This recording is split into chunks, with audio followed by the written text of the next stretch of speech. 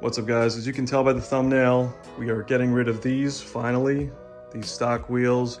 Finally getting rid of the silver. My aftermarket wheels finally got here and they're ready to go on. So today I'm going to show you how to remove wheels on a C8, lift the corner and how to go through those steps. And then I'll also show you the weight difference between the stock wheels and the aftermarket wheels. The aftermarket wheels are by AG. Shout out to Vibe Motorsport for helping me out with these. They are 20 by 9 in the front, 21 by 12 in the rear. You can see I already did one side. The OEM setup is 19 by 9 in the front, I believe, and 20 by 11 in the back, something like that. It's a little bit smaller, a little bit more narrow, and these are all season tires, whereas these are max summer performance tires. So excited to put these on. I'll show you guys the weight of the fronts and the weight difference in the rear to see how much weight savings you get with aftermarket. So for the rear stock tires, it is reading 70.4. For the aftermarket rear setup, looks like 63.8. It's about 6.5 pounds there. For the stock front setup, it is reading 55.6. And then for the aftermarket front setup, it is 48 pounds. So overall, the aftermarket setup saves you about 25 to 30 pounds total. That's about 7 pounds per corner of unsprung mass that you are shedding off the car. So not only are these wheels larger, they're wider, they look better, but just another added benefit is per corner you are saving 7 pounds. Next, obviously, go and get your jack. The lift point for this, go and watch my other video if you don't already have jacking pads for your C8. But basically the lift point is in line with this side mirror. So if you follow the side mirror straight down and then inwards about 1 foot, that's where the jacking pad location is. So go and watch my other video if you want to see exactly where it is. But basically I'm just placing this underneath that jacking puck and we are going to raise this corner of the car. So once the jack is placed, we are just going to lift it a little bit just to get some weight off this front wheel.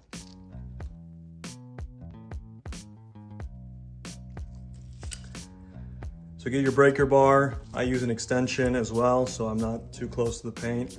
And then it is a 22 millimeter deep socket. So these are torqued down to 140 foot-pounds from factory. So they are gonna be pretty tough to get out, but you should be okay with the breaker bar and just one of these extensions.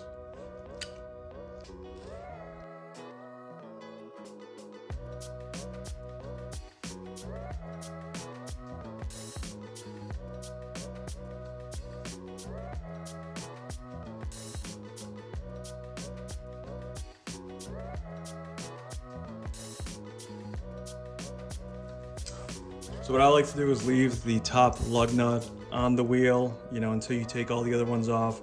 Then kind of crouch down, hold the wheel against the hub with your knee while you're taking this top one out, and then basically just grab it from the bottom and top and pull it straight out.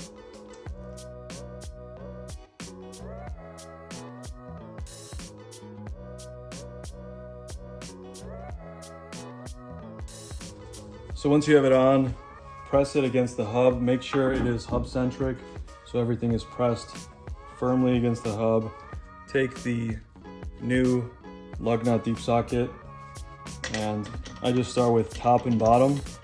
So I just put this top one on and hold it in place, and then same thing with this bottom one I put in here.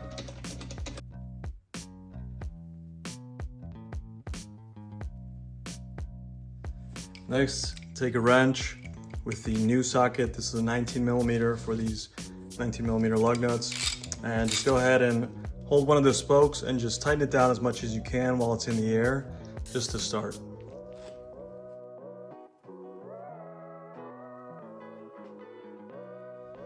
So once you get it as tight as you can, it is obviously rotating a bit, so we are going to lower the car just a little bit, just enough for the rubber to touch the ground so that I can hold it in place while we torque these down.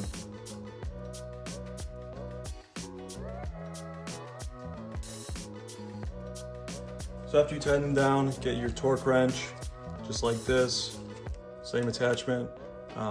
torque these down to whatever your manufacturer's torque specs are. OEM is 140 foot-pounds. These, I was told, are also 140, so that's what I'm gonna do. So we're just gonna torque these down and then put the car all the way down and do a final torque of the lug nuts.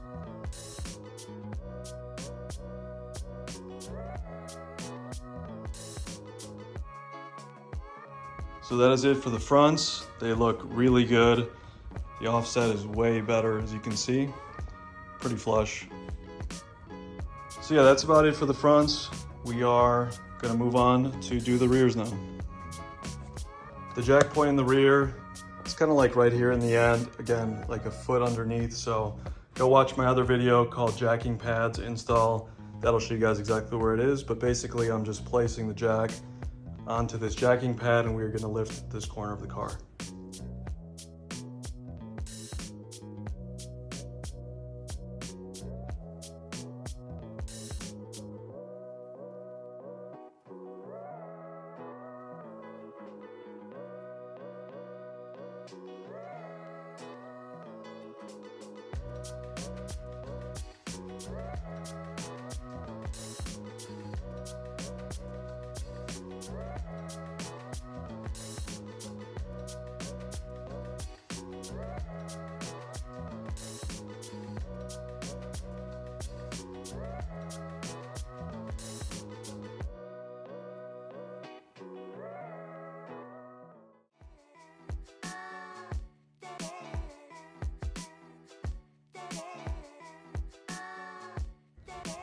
And that's about it. Do the same thing on both sides, just like any other car. Wanted to show you the proper steps, but nothing special.